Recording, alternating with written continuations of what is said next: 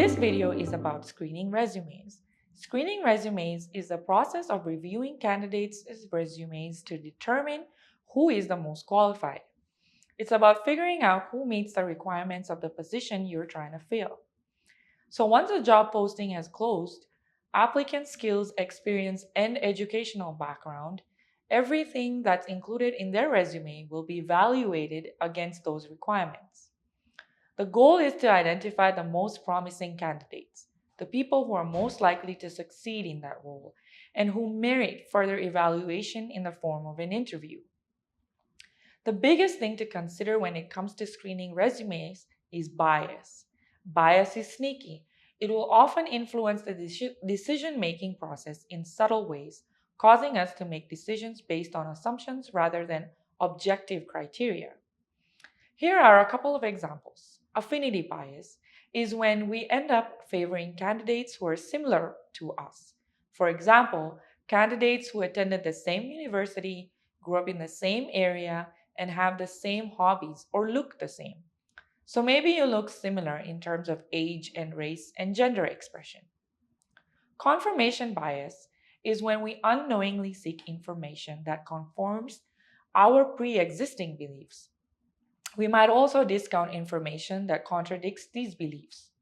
Consider, for instance, a screener who believes candidates from an Ivy League school are more capable. They are at risk of overlooking the achievements and qualifications of candidates from lesser known institutions, right? That's why mitigating bias in the screening process is so important. It helps us ensure candidates are being evaluated based on merit rather than subjective criteria or unconscious preferences.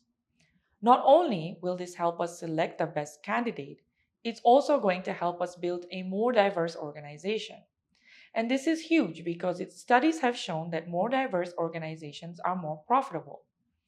Having a diverse workforce means having a variety of perspectives and ways of thinking. This means you can solve problems faster and make better, more creative business decisions.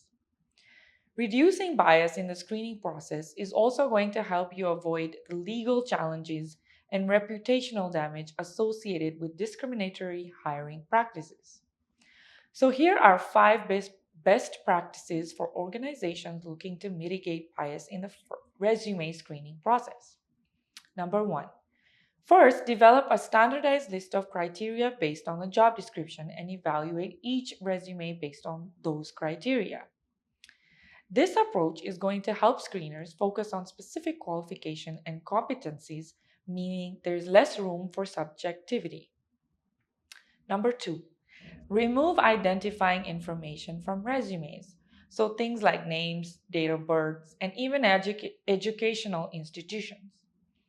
This will help screeners evaluate candidates based on their skills and experience without the influence of social categories like age, race, class, or geography. Number three, the third best practice I want to recommend is using a panel. So put together a diverse panel of screeners to review the resumes. Bringing in multiple people and perspectives can balance out individual biases, making it easier to assess candidates fairly or objectively. Number four, I would also recommend regular training for HR personnel, hiring managers, and anybody who might be screening resumes. Educating screeners or unconscious bias and the way it can impact the screening process is going to make them more vigilant in terms of maintaining objectivity. Number five, the last thing I want to recommend is reviewing and assessing the screening process on a regular basis. So, analyze recruitment data to check for biases. Reviewing this data on a regular basis, for example, quarterly, is going to help ensure the screening process remains as fair and as effective as possible. Failing to address bias in the screening process often causes us to exclude highly qualified candidates just because they do not fit the unconscious stereotypes or preferences of our screeners. The result is a homogeneous environment where everyone is largely the same, meaning groups of people are vastly overrepresented while others are underrepresented, which is pretty much the opposite of a diverse work environment. This brings us to the end of lesson 4. Thanks for watching. If you'd like to learn more about bias, refer to module 2. And if you'd like to learn more about inclusive recruitment, just keep watching. The next lesson, lesson 5, is about conducting inclusive interviews.